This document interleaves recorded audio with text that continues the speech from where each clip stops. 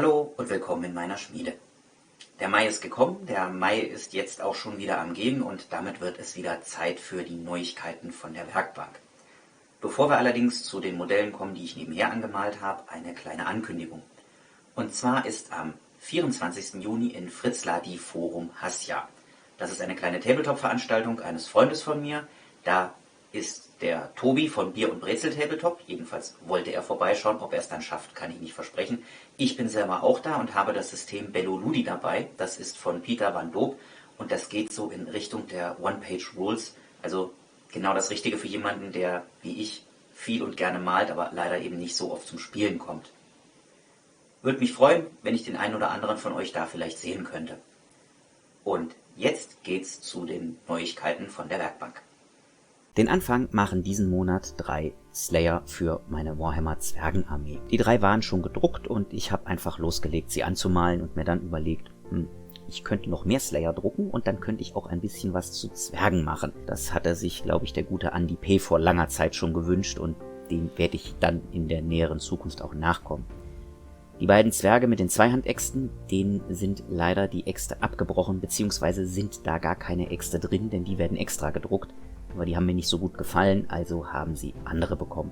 Der Zwerg, der da die sehr eindeutige Geste macht, dem ist leider der Finger abgebrochen, weil der ist mir beim Malen einmal runtergefallen. Aber dann hat er halt einen halben Mittelfinger.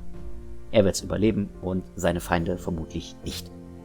Auf den Arm kann übrigens auch noch eine Hand mit Trollkopf geklebt werden oder auch eine mit einem Bierkrug.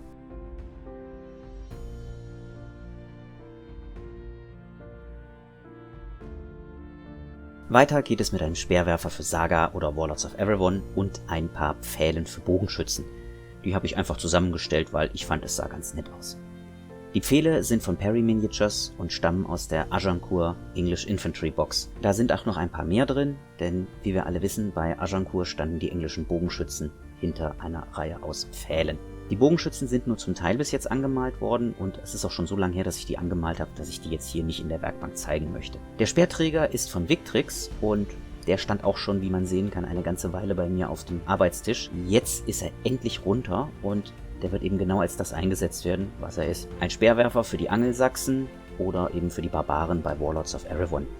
Das Schöne ist ja, Fantasy-Miniaturen und historische Miniaturen lassen sich relativ gut untereinander austauschen. Den Abschluss bilden diesen Monat 2 Pistoliere für meine Warhammer Imperiumsarmee. Das Video zu Pistolieren bzw. zu Kürassieren, denn das sind diese Jungs hier eigentlich, habe ich ja schon gemacht und das ist auch unten verlinkt. Die hier sind von Eramir Orlanis, das ist ein spanischer Designer und sie stammen natürlich wie so oft aus dem Drucker. Das Schwert gehört eigentlich nicht in diesen Bausatz rein, aber beim Abtrennen der Supports die Pistole abgebrochen und ich dachte mir, gut, dann will er wahrscheinlich keine haben und er bekommt von mir ein Schwert, um den Anführer der Einheit darzustellen.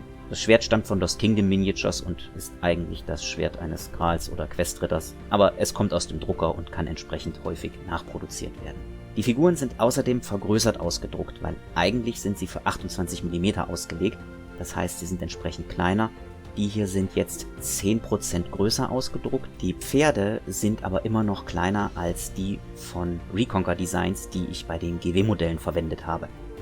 Wenn ich die Pferde noch größer gemacht hätte, hätte das nicht mehr gut ausgesehen, weil die Reiter sind fest auf den Pferden installiert, bis auf ihre Arme. Dann wären die Reiter entsprechend auch noch größer geworden und noch bulliger geworden. Das sieht einfach nicht schön aus. Also sitzen sie eben auf kleinen Pferden. Aber das tut, glaube ich, dem Effekt im Spiel keinen Abbruch. Das waren dann auch schon die Neuigkeiten von der Werkbank für den Mai. An dieser Stelle nochmal der Hinweis auf den 24. Juni mit der Forum Hassia. Wenn einer von euch Lust hat, ich würde mich freuen, euch dort zu sehen. Und unten in der Infobox ist auch nochmal der Flyer verlinkt, der dann die genauen Daten und die Adresse angibt. Ansonsten hoffe ich natürlich wie immer, dass euch das Video gefallen hat. Wenn es das getan hat, dann lasst mir wie immer einen Like oder Kommentar da, teilt das Video und natürlich abonniert den Kanal und läutet die Glocke. Und dann bis bald in meiner Schmiede.